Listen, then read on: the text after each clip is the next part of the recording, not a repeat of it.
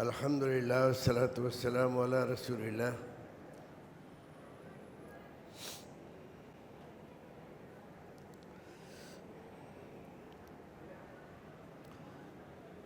چوتھے پارے کے شروع میں اللہ رب العزت نے جب یہ آیت کریمہ نازل فرمائی قرآن شریف میں، لن تنالوا البر حتى تنفقوا مما تحبون،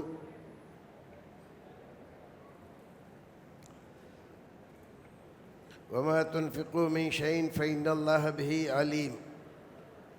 یہ آل عمران کی 92 نمبر کی آیت تھی۔ اس آیت کریمہ میں اللہ رب العزت نے فرمایا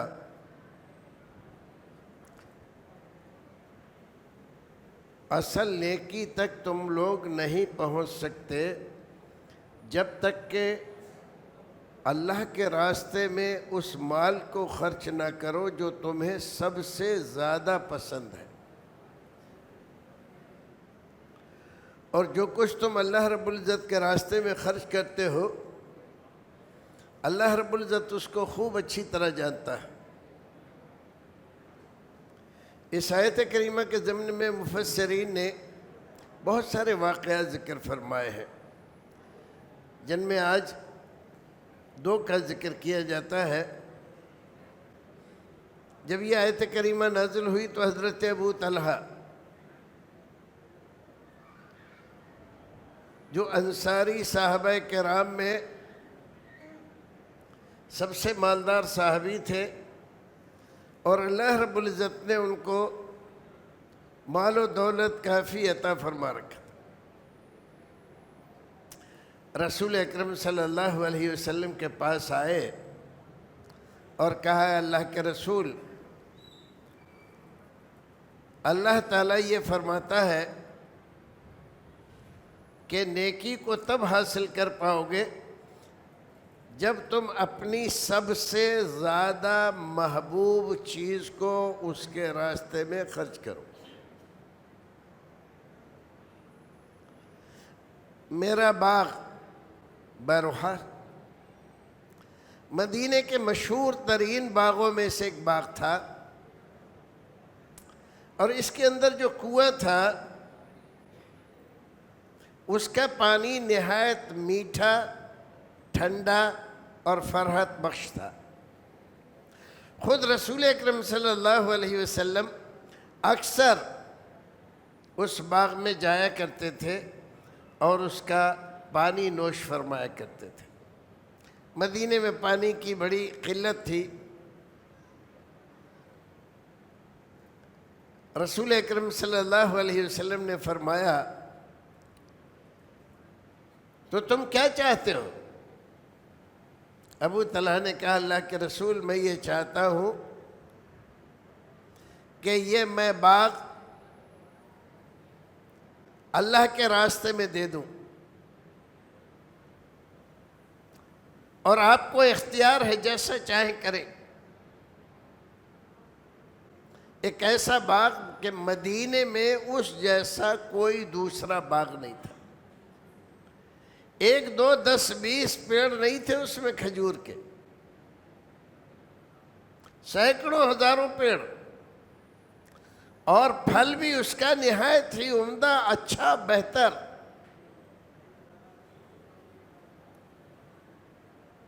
اور حضرت ابو طلحہ رضی اللہ تعالیٰ عنہ اللہ رب العزت کی رضامندی کے لیے اپنا یہ باغ دینے کے لیے نہ صرف راضی ہیں بلکہ اللہ کے رسول کی خدمت میں آ کر درخواست کرتے ہیں، باغ آپ کی خدمت میں پیش کرتا ہوں، آپ جیسا چاہیں ویسا کریں۔ آپ نے فرمایا، واہ واہ، کیا بات ہے، یہ تو بہت بڑی نیکی کا اور بہت شاندار مال ہے۔ ابو طلحہ، ایسا کرو، بجائے اس کے کہ اللہ کے راستے میں دو، تم اپنے عزیز، رشتہ دار، خاندانی، عزیز و اقارب میں اس باغ کو تقسیم کر دو۔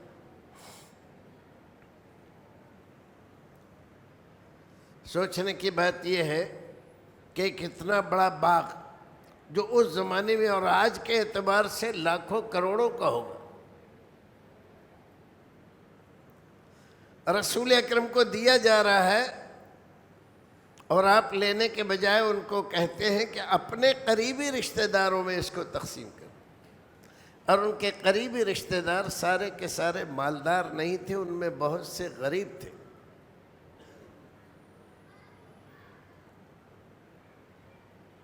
انہوں نے کہا ٹھیک ہے اللہ کے رسول، جیسا حکم ملا ویسا ہی آپ نے اپنے قریبی رشتہ دار اور چچا زاد بھائیوں میں اس باغ کو تقسیم کر دیا۔ بہرحال آج بھی تاریخ میں، حدیث میں اور مدینے کے اوپر اس کے متعلق جو کتابیں لکھی جاتی ہے اس میں اس باغ کا تذکرہ ضرور آتا ہے۔ تو ایک صحابی کا جذبہ عمل اللہ کے راستے میں خرچ کرنے کا اور اللہ رب العزت کو راضی کرنے کے لیے نیکی کے نام پر اتنا بڑا مال خرچ کرنا، آپ اندازہ لگا سکتے ہیں کہ چھوٹے موٹے ایمان والے کا یہ کام نہیں ہے، نہ اس کا تصور کر سکتا ہے کہ میں ایسا کر دوں، تصور بھی نہیں کر سکتا۔ اور وہ صحابی اللہ کے رسول کے اس سارے باغ کو اللہ کی رضامندی اور اس کی خوشنودی کے لیے تقسیم کرتے ہیں، غریبوں میں، مسکینوں میں، اپنے عزیزوں میں۔ ایک دوسرا واقعہ، یہ تو انصار تھے، انصاری صحابی تھے۔ اب ایک مہاجرین کا عمل، حضرت عمر بن الخطاب رضی اللہ تعالی عنہ، جب یہ آیت کریمہ نازل ہوئی تو اللہ کے رسول کے پاس آئے اور کہا اللہ کے رسول، میرا جو حصہ خیبر میں ہے، آپ کو یہ بات معلوم ہوگی کہ خیبر کا علاقہ بڑا سرسبز و شاداب تھا، اور بڑی آبادی وہاں کی یہودیوں کی تھی، اور یہاں سے مدینہ سے جن یہودیوں کو اللہ کے رسول نے نکالا تھا، بنو نذیر، قینقاع اور یہ جو 3 قبیلے تھے، تو یہ بھی جا کر وہیں خیبر میں بس گئے تھے۔ خیبر میں جا کر یہ ایک تو پہلے سے اللہ کے رسول اور دین اسلام کی مخالفت میں لگے رہتے تھے۔ غزوہ احد، آج اس کا بھی ہم تذکرہ کریں گے تھوڑا سا۔ غزوہ احد سراسر یہودیوں کی بدماشی اور ان کی شرارت کی وجہ سے پیش آیا۔ غزوہ بدر کے بعد مشرکین کے جو 70 آدمی بڑے بڑے مارے گئے تھے، تو ان کو غم تو تھا، لیکن اتنی جلدی مسلمانوں سے بدلہ لینے کا ان کے دماغ میں کوئی پلان نہیں تھا۔ لیکن مسلسل مدینہ سے مکہ جانے کا سلسلہ جاری تھا ان قبیلوں کا، یہودیوں کا، اور یہ جا کر چونکہ عرب تھے تو یہ لوگ بدر میں جو مشرکین مارے گئے تھے ان کے بارے میں لمبے لمبے قصیدے پڑھ کر اور ان کو جوش دلاتے تھے، وہ ایسا تھا، وہ ویسا تھا، اور اس کو ایسے مار دیا گیا، اور مسلمانوں نے یہ کیا اور وہ کیا، کیا تم ان کا بدلہ نہیں لوگے؟ ظاہر ہے کہ اس سے اشتعال پیدا ہوتا تھا،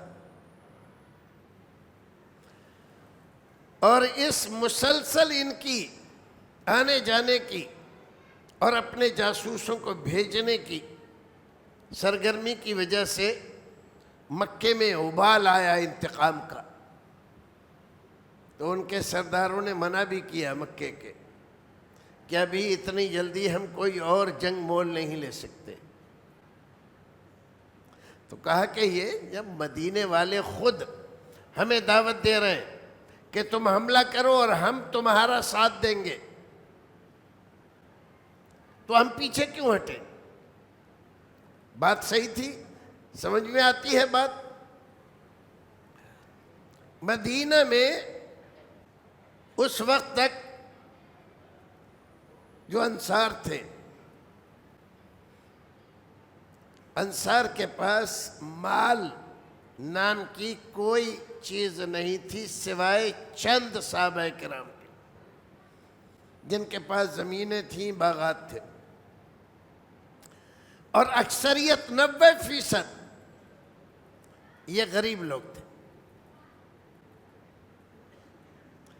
اور یہ اکثر انہی لوگوں سے، یہودیوں سے مال قرض پر لے کر اور سود در سود کے چکر میں پھنسے رہتے تھے،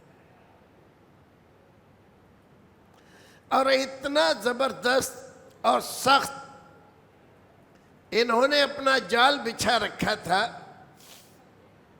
کہ کوئی آدمی نہیں تھا انصار کا جو کسی نہ کسی کے قرض میں پھنسا ہوا نہ ہو۔ وہ تو اللہ کے رسول صلی اللہ علیہ وسلم جب وہاں گئے اور سود کے سلسلے میں جب آیتیں نازل ہوئی، سودی کاروبار کو جب حرام کیا گیا، اور اللہ کے رسول نے رفتہ رفتہ ان کو ان کے قرض سے باہر نکالا، ان کے چنگل سے، تو ان کی دشمنی آج بھی عالمی طور پر اگر آپ دیکھیں اور اس بات پر غور کریں، امریکہ، یورپ کے بڑے ممالک، اسرائیل مسلمانوں سے اتنی دشمنی کیوں کرتا ہے؟ کیوں ہے؟ تو یہ دشمنی آج کی نہیں ہے، بہت پرانی ہے اور بنیادی ہے۔ بنیادی اس لیے کہ یہودیوں کا کاروبار زیادہ تر سود پر ٹکا ہوا ہے۔ آج بھی عالمی طور پر جتنے بھی بینک ہیں، سارے بینک ملکیت کس کی ہے؟ یہودیوں کی، چاہے نام کسی کا ہو، لیکن پیچھے ملکیت میں، پارٹنری میں یہودی ہی کھڑے ہو۔ اور اسلام سود کی مخالفت کرتا ہے اور مسلمان سودی لین دین سے بچتا ہے، تو مسلمان حقیقت میں ان کی اقتصادی نظام کو تباہ کرنے کا سب سے بڑا ذمہ دار ہے۔ اس لیے یہ اسلام اور مسلمانوں سے دشمنی برتتے۔ دوسری بات، شراب کا کاروبار آج کے زمانے میں سب سے بڑا کاروبار مانا جاتا ہے۔ ہمارے یہاں انڈیا میں آپ شراب پیو گے اور کوئی آپ کی جا کے رپورٹ کر دے گا تو آپ گرفتار ہو جاؤ گے۔ شراب پینا جرم ہے، شراب پی کر گھر سے نکلنا، کسی کو کچھ کہنا جرم ہے، لیکن شراب کے ٹھیکوں کے پرمٹ کون دیتا ہے؟ حکومت ہی دیتی ہے۔ کیوں؟ اس لیے کہ سب سے بڑا ٹیکس کہاں سے وصول ہوتا ہے؟ شراب کے کاروبار سے۔ اور ان تمام کاروبار میں کون ملوث ہے، کون کرتا ہے؟ یہودی خود ان کے دین میں شراب پینا نہیں ہے جائز، لیکن انہوں نے ہی عیسائیوں کو شراب پینے پہ لگایا ہے اور وہ پیتے ہیں دھڑلے سے۔ تو یہ کاروبار شراب کا بھی اس کے پیچھے بھی یہی یہودی ہے۔ تو یہ دو بڑے کاروبار آپ دیکھیں۔ اسی طرح سے اور بھی کچھ کاروبار ہیں، ہم دوسری طرف نکل گئے۔ بات یہ تھی کہ رسول اکرم کے خلاف مکے کے لوگوں کو مشتعل کرنے کا کام کس کا تھا؟ یہودیوں کا۔ انہوں نے یقین دلایا آپ اگر آؤ گے مکے سے مدینے پر حملہ کرو گے تو ہم آپ کا ساتھ دیں گے، اور اس طرح سے انہوں نے مدینے کے لیے اس کو تباہ برباد کرنے کے لیے، اور مشرکین مکہ نے یہ کہہ کر کہ مدینے کی اینٹ سے اینٹ بجا دیں گے ہم، روزانہ خبریں بھیجنا شروع کی۔ اب یہاں مسلمان پریشان، اللہ کے رسول پریشان، لیکن اللہ کے رسول مسلمانوں سے کہتے رہے کہ اللہ پر ہمارا بھروسہ ہے اور اللہ ہماری مدد کرے گا۔ یہ سب حالات اتنے سخت حالات تھے کہ مسلمان اس زمانے میں گھر سے نکلتے تھے تو تیر تلوار ساتھ میں لے کے نکلتے تھے۔ اتنا بھی یقین نہیں تھا کہ ہم جائیں گے اور قضائے حاجت کر کے گھر واپس آ جائیں گے اور کوئی ہمیں حملہ نہیں کرے گا۔ لیکن اس سے پہلے کل الطعام کان حلا لبنی اسرائیل، یہ آیات ہیں 95 نمبر کی۔ الا ما حرم اسرائیل علی نفسی من قبل ان تنزل التوراۃ قل فاتوا بالتوراۃ فاتلوها ان کنتم صادقین۔ یہودیوں کا ایک گروہ رسول اکرم کے پاس گیا اور کہا دیکھیے ہمارے اور آپ کے درمیان کافی ناراضگی چل رہی ہے، ہم چاہتے ہیں کہ یہ ناراضگی دور ہو۔ آپ نے کہا بہت اچھا ہے، کہا لیکن ہمارے 4 سوال ہیں، یہ 4 سوالوں کے جواب اگر آپ صحیح دے دیتے ہیں تو اس کا مطلب یہ ہے کہ آپ سچے نبی ہیں، ہم آپ کو نبی مان لیں گے۔ رسول اکرم نے کہا کہ جواب تو میں دوں گا لیکن تمہیں مجھ سے وعدہ کرنا ہوگا کہ تم اپنے وعدے سے پھرو گے نہیں۔ کہا کہ ٹھیک ہے ہم نہیں پھریں گے، بولو تمہارے کیا سوال ہے؟ تو پہلا سوال انہوں نے کیا کہ اسرائیل نام ہے حضرت یعقوب علیہ السلام۔ حضرت یعقوب علیہ السلام نے تورات کے نازل ہونے سے پہلے کون سا کھانا اور کون سی پینے کی چیز اپنے اوپر حرام کی تھی، یہ بتائیے۔ اب ظاہر ہے اس زمانے میں آج کی طرح کی سہولتیں تو تھی نہیں، گوگل نہیں تھا کہ پوچھ لیں فوراً۔ رسول اکرم نے کہا کہ ٹھیک ہے جواب میں دوں گا لیکن تم اپنے وعدے پر رہو گے؟ کہا کہ ہاں ہم اپنے وعدے پر۔ آپ نے فرمایا دیکھو بات ایسی تھی کہ ایک بار حضرت یعقوب، تورات نازل ہونے سے پہلے کی بات ہے، بہت زیادہ بیمار ہوئے، اور اتنے زیادہ بیمار ہوئے کہ بیماری بہت لمبی ہو گئی، تو انہوں نے از راہ نذر اللہ رب العزت سے یہ نذر مانی کہ اللہ اگر تو مجھے اس بیماری سے شفا دے گا تو میں اپنی سب سے پیاری چیز کھانے کی اور سب سے پیاری چیز پینے کی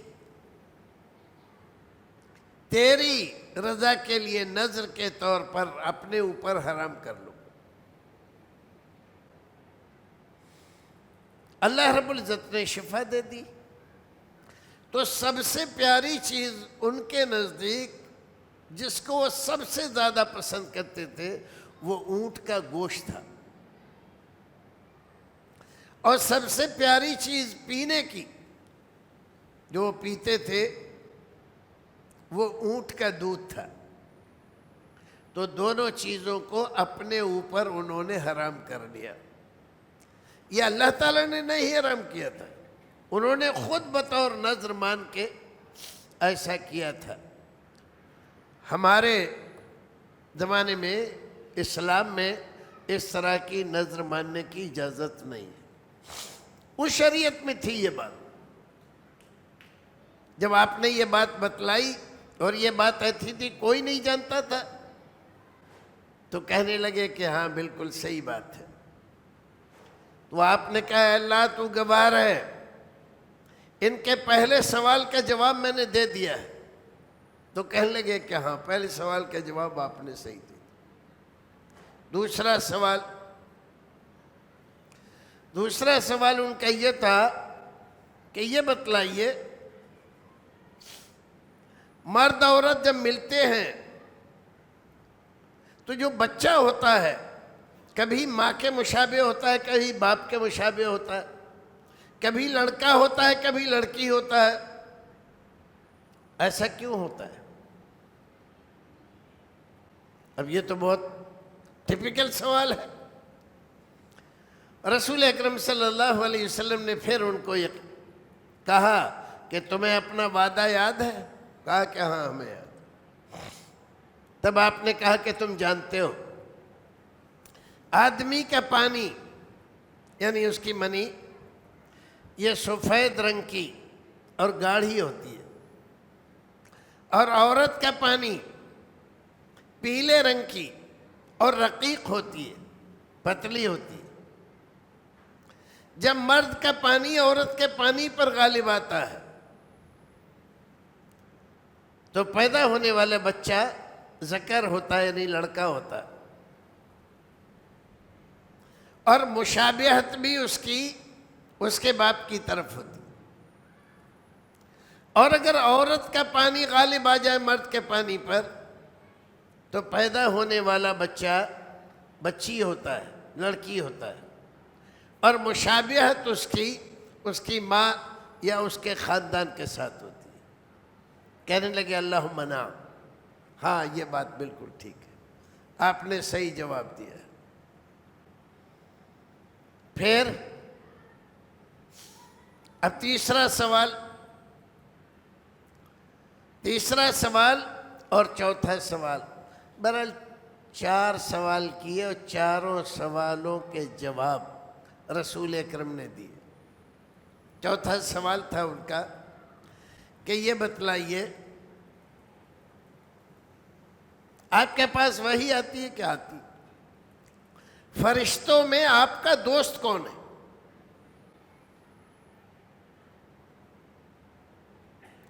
اللہ کے رسول نے کہا تمہیں اپنا وعدہ یاد ہے؟ کہا کہ ہاں یاد ہے۔ فرمایا دیکھو میں ہی نہیں جتنے رسول دنیا میں آئے سارے رسولوں کا دوست پہلے سے اللہ رب العزت نے جبریل کو بنایا ہے۔ میرے دوست بھی جبریل ہیں۔ کہنے لگے کہ دیکھیے جبریل ہمارے دشمن ہیں اور آپ کی دوستی چونکہ جبریل سے ہے لہذا ہم آپ کی بات نہیں مانیں گے۔ وعدہ کر چکے تھے کہ مسلمان ہو جائیں گے۔ اتنی بدعہد قوم ہے یہ کہ نبی سے وعدہ کر رہے سارے سوالوں کے جواب پا رہے، اور اس کے باوجود آخر میں آ کر ایک چیز کو ذرا سا بہانہ پا کر اور پھر گئے اور رسول اکرم صلی اللہ علیہ وسلم کی مخالفت کرنے لگے۔ ایک اور آیت کریمہ وَإِذْ غَدَوْتَ مِنْ أَهْلِكَ تُبَوِّئُ الْمُؤْمِنِينَ مَقَاعِدَ لِلْقِتَالِ وَاللَّهُ سَمِيعٌ عَلِيمٌ إِذْ هَمَّتْ طَائِفَتَانِ مِنْكُمْ أَنْ تَفْشَلَا وَاللَّهُ وَلِيُّهُمَا وَعَلَى اللَّهِ فَلْيَتَوَكَّلِ الْمُؤْمِنُونَ۔ یہ تذکرہ یہاں پر غزوہ احد کا ہو رہا ہے۔ غزوہ احد سن 3 ہجری میں پیش آیا۔ بدر اس سے پہلے ہو گیا۔ بدر میں 70 آدمی مشرکین کے مارے گئے، بڑے بڑے سردار۔ تو وہ زخمی تھے، اور زخمی آدمی عقل سے کم اور جوش سے زیادہ کام لیتا ہے۔ تو وہ انتقام تو لینا چاہتے تھے، لیکن اتنی جلدی نہیں۔ ان یہودیوں نے ان کو خوب مشتعل کیا، روزانہ جا جا کے اور شاعری سنا کے۔ اور اس زمانے میں جیسے آج کل سوشل میڈیا کی کوئی حیثیت نہیں جو اس زمانے کے شاعروں کی شاعری کا اثر ہوتا تھا۔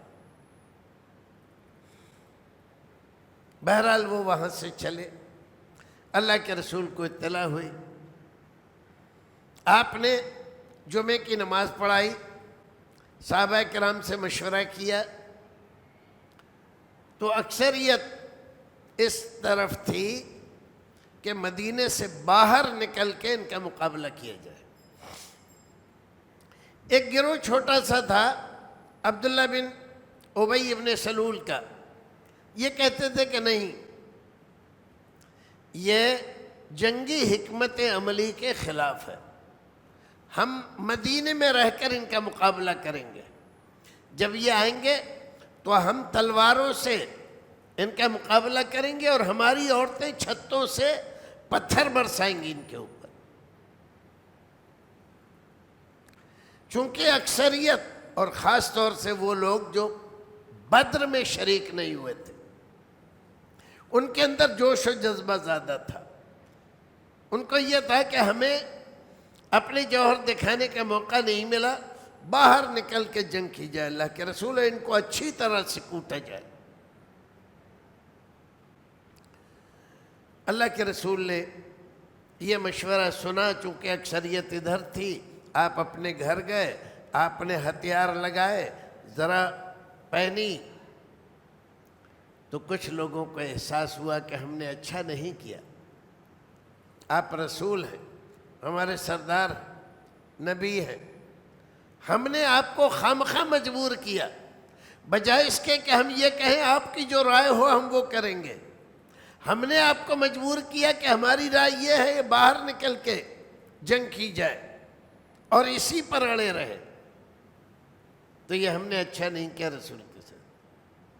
اب گئے جا کر کہنے لگے اللہ کے رسول جو آپ کی رائے ہو ہم وہ کریں گے۔ آپ نے کہا دیکھو، اگر پہلے تم کہتے تو ہم سوچتے، لیکن اب تو ہم نے ذرا پہن لی ہے، ہتھیار لگا لیے ہیں، تیر تلوار سے لیس ہے، اور کسی نبی کے لیے جائز نہیں ہے کہ وہ جنگ کے لیے ہتھیار بند ہو جائے اور پھر اپنے ہتھیار اتار کے رکھ دے۔ اب تو جنگ کے لیے نکلنا ہے، جنگ ہوگی، نکلے یہاں سے 1000 ساتھیوں کے ساتھ۔ لیکن درمیان میں مقام شوط میں پہنچے تو وہاں پر عبداللہ ابن ابی ابن سلول جو منافقوں کا سردار تھا، ایک بڑی جماعت کو لے کر واپس ہو گیا، کہنے لگے یہ جنگ نہیں ہے، یہ تو خامخواہ اپنے آپ کو موت کے منہ میں ڈالنا، یہ حکمت عملی کے خلاف ہے، اور ہم نہیں جائیں گے جنگ کرنے کے لیے۔ دیکھتے دکھاتے اپنی جانوں کو قربان کرنا کیا معنی رکھتا ہے؟ بہت سارے لوگ اس کے ساتھ ہوں گے، خاص طور سے اس کے قبیلے کے، لیکن مسلمان رسول اکرم کے ساتھ تھے۔ یہ لوگ کئی سو کی تعداد میں تھے، اس کے باوجود اللہ کے رسول میدان جنگ گئے، آپ واپس نہیں ہوئے۔ وہاں پر جانے کے بعد آپ نے احد پہاڑ کو اپنے پیچھے کیا اور آگے کے میدان میں جنگ کے لیے تیاری کی، اور صحابہ کرام کی ایک پارٹی کو ایک پہاڑی درے میں 40 کی تعداد تھی، ان کو کھڑا کیا کہ آپ لوگ یہاں رہیں گے، جنگ ہم جیتیں یا جنگ ہاریں، بہرحال آپ کو یہیں رہنا ہے۔ نیچے نہیں اترنا ہے آپ۔ کہا ٹھیک ہے، اب یہ لوگ یہاں پر ہیں۔ جنگ شروع ہوئی تو تھوڑی ہی دیر میں جنگ کا پاسا پلٹ گیا۔ صحابہ کرام نے جو وہاں پر تیر بازی کی ہے اور تلوار بازی کی ہے، ان کے چھکے چھوٹ گئے مشرکین مکہ کے۔ یہ لوگ سوچ رہے تھے کہ پیچھے سے آ کے یہ یہودی ہمارا ساتھ دیں گے جیسے انہوں نے وعدہ کیا، اور کئی یہودیوں نے اس سلسلے میں شرارتیں کی۔ تو مسلمانوں نے عورتوں کو گھروں سے نکال کر کچھ خیموں میں رکھ دیا تھا کہ یہاں پر رہو آپ۔ کس لیے؟ تاکہ ایسا نہ ہو کہ یہ آپ کے اوپر حملہ کر دیں یہودی، تو ہم آپ کو بچانے کے چکر میں میدان جنگ سے لوٹ کر آپ کو بچانے میں لگ جائیں اور ادھر دشمن ہمارے اوپر حملہ کر دے۔ جنگی حکمت عملی۔ رسول اکرم صلی اللہ علیہ وسلم نے ان عورتوں کی حفاظت کے لیے حضرت حسان ابن ثابت، بڑے صحابی تھے اور بہت بڑے شاعر تھے، ان کو متعین کیا تھا۔ تو ایک صحابیہ آئیں، رسول اکرم کی رشتہ دار تھی، اور آ کر ان کو کہا کہ دیکھو کچھ ایسا لگ رہا ہے کچھ یہودی ادھر سے ہمارے خیموں کی طرف حملہ کرنے والے ہیں۔ انہوں نے کہا کہ دیکھو میں جنگ کا آدمی نہیں ہوں، شاعر آدمی ہوں۔ ارے اللہ کے رسول نے تمہیں متعین کیا۔ تو ان کو جوش آ گیا، انہوں نے دو چار اور خواتین کو لیا اور ان کا مقابلہ کرنے کے لیے نکل کھڑی ہوئی۔ اب ان کے پاس کچھ تھا نہیں، تلوار تیر وغیرہ کچھ، تو انہوں نے کیا کہ وہ جو خیمے تھے، تو خیمے جب گاڑے جاتے ہیں تو کھونٹا جس میں رسی باندھ کے اس کو روکا جاتا ہے، کھونٹا اکھاڑا اور پیچھے سے جا کے جو اس کو مارا ہے وہ وہی مر گیا۔ تو ایک کا مرنا تھا اور باقی سب پیچھے سے بھاگ کھڑے ہوئے۔ آج بھی ایسے ہی ہوتا ہے۔ بہرحال جنگ ہوئی، وہ جو آپ نے ایک ٹکڑی صحابہ کرام کی درے پہ کھڑی کی تھی، جب جنگ کا نقشہ یہ تھا کہ مسلمان جیت رہے ہیں اور مشرکین مکہ بھاگ رہے ہیں، تو ان لوگوں نے کہا کہ بھئی اب تو جنگ جیت گئے ہم، یہ تو بھاگنے لگے، مسلمان جنگ جیت گئے، اب ہم لوگ کو یہاں کھڑے ہونے کی کیا ضرورت ہے، چلو نیچے۔ تو اس زمانے میں قاعدہ یہ تھا کہ بھاگتے ہوئے فوجیوں کی، دشمنوں کی جو کچھ بھی مال و متاع ہے، وہ آدمی جو بھی چھینے گا وہ اس کا ہو جائے گا۔ تو ان کو مال کا چکر دل میں آ گیا، تو ان کے سردار نے کہا کہ نہیں، اللہ کے رسول نے کیا کہا ہے تمہیں معلوم نہیں ہے؟ منع کیا ہے کہ ہم جیتے یا ہاریں درہ نہیں چھوڑنا ہے۔ کہا کہ آپ عجیب آدمی ہیں۔ ارے وہ تو اس لیے کہا تھا کہ کہیں جنگ کا نقشہ نہ پلٹ جائے، اب تو ہم جنگ جیت گئے۔ آج کے زمانے میں بھی مسلمان، اور خاص طور سے ہمارے وہ بھائی جن کی یہاں تعویلیں بہت ہیں، زیادہ عقل مندی کا ڈھنڈورا پیٹتے رہتے، تعقل پسندی میں رسول اکرم کے صحیح فرمان کو ماننے کو تیار نہیں۔ اس کا مطلب تو یہ ہے، اور اس کا مطلب تو یہ بھی ہو سکتا ہے نا، یہ بھی ہو سکتا ہے، یہ جو کرتے رہتے ہیں۔ یہ آپ دیکھو یہاں پر وہ سردار ان لوگوں کے کہہ رہے ہیں کہ نہیں، اس کا کیا مطلب ہے کیا نہیں ہے، اس سے میں کوئی مطلب نہیں، اللہ کے رسول نے کہا تمہیں یہ درہ نہیں چھوڑنا ہے۔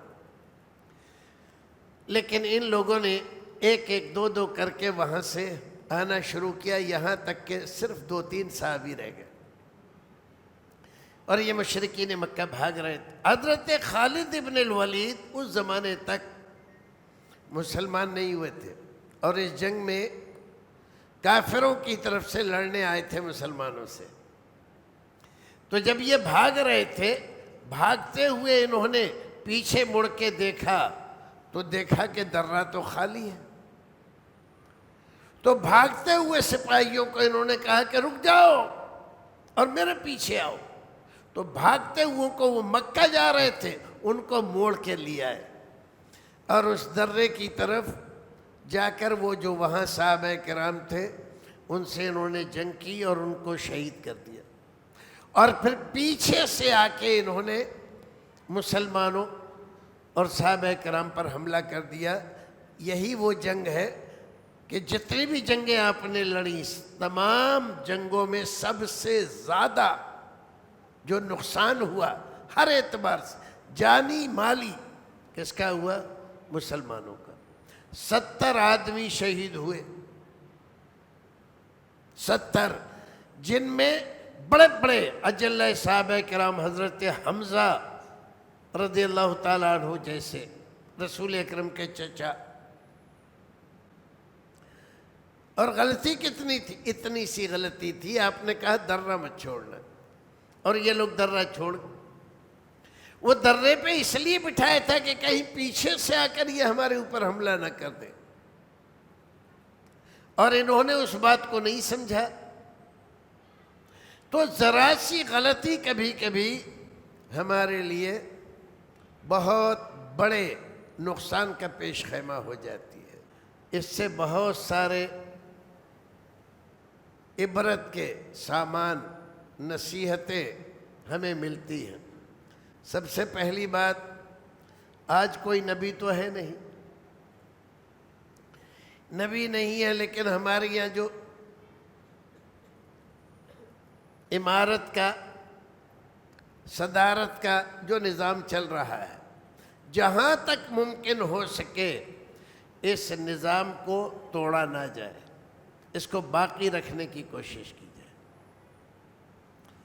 یہ صحیح ہے کہ جس کو ہم نے امیر بنایا ہے، جس کو ہم نے صدر بنایا، اس کی ساری باتوں سے ہم راضی ہوں، ایسا نہیں ہے۔ بہت سی باتیں ہیں جن پر ہمیں اعتراض ہے، وہ منمانی کر رہے ہیں، ایسا کر رہے ہیں، ویسا کر رہے ہیں، یہ ساری باتیں ہوتی ہیں، لیکن اس کے باوجود اتفاق میں، اتحاد میں جو برکت ہے، اللہ کی مدد ہے، وہ اختلاف میں نہیں ہے۔ آج عالم اسلام کو آپ دیکھو، عراق ایک زبردست حکومت تھی، بڑی طاقت تھی، اسرائیل ڈرتا تھا اس سے، لیکن انہوں نے سازش کر کے، عالمی سازش، وہاں کے حکمراں کو قتل کر دیا۔ آج کیا ہے؟ عراق کا کوئی نام سنتا ہے کہ عراق کی کوئی طاقت ہے؟ کچھ نہیں۔ اور آج روتے ہیں عراق والے اسی آدمی کے لیے جس کو برا بھلا کہتے تھے، گالیاں دیتے تھے، صدام۔ دوسری مثال دیکھو، معمر قذافی، لیبیا کا، وہاں جتنے بھی نوجوان ہوتے تھے، تعلیم کے سارے اخراجات حکومت برداشت کرتی تھی، تعلیم کی کوئی فیس نہیں تھی، اور ہر نوجوان لڑکا اور لڑکی کو شادی میں جو اخراجات ہوتے وہاں حکومت برداشت کرتی۔ آج معمر قذافی کی مخالفت کی، امریکیوں کے اور اسرائیلیوں کے چکر میں آئے، ابھی اس کے بیٹے کو بھی ان ظالموں نے مار دیا۔ آپ جانتے ہیں آج کیا حال ہے؟ آج تھوک لگا لگا کے رو رہے ہیں وہاں کے لوگ، جتنی بھکمری ہے اور جتنی وہاں پر تباہی ہے، اس کی کوئی مثال نہیں ہے۔ ایک اور مثال دیں، سیریا کا حافظ الاسد، اس کا بیٹا اگرچہ مہا نالائق، بہت بڑا مجرم، اس کے باوجود صدر تھا، ملک کو بچائے ہوئے تھا، اور اس کے خلاف ہو کے، اور یہ اسرائیل و امریکہ دونوں نے، جو لوگ مخالفت کر رہے تھے اس کا ساتھ دیا اور اس کو بھاگنے پر مجبور کیا۔ آج کیا ہے؟ اسرائیل جب چاہتا ہے اس پر حملہ کر دیتا ہے۔ تو بھائیو عزیزو، یہ جو نظام بنائے جاتے ہیں، ان نظاموں کو رہنے دو اور ان کے خلاف اشتعال انگیزی کر کے، اختلافات پیدا کر کے نظام کو مت توڑو۔ مسجد کا نظام ہو، مدرسے کا نظام ہو، جماعت کا نظام ہو، ایک آدمی کر رہا ہے، کوئی کمی ہے تو بہتر طریقے سے اس کو مشورہ دے دو۔ یہ زیادہ بہتر ہے اس کی مخالفت میں حد سے گزر جانے سے۔ اس کے بعد جو تباہی آتی ہے، اس تباہی کا کوئی اندازہ نہیں کر سکتے۔ بنو امیہ کے آخری زمانے میں ابو مسلم خراسانی اور شیعوں نے جو مخالفت کی بنو امیہ کی، اور بنو امیہ کی حکومت کو ختم کر دیا۔ پھر کیا ہوا؟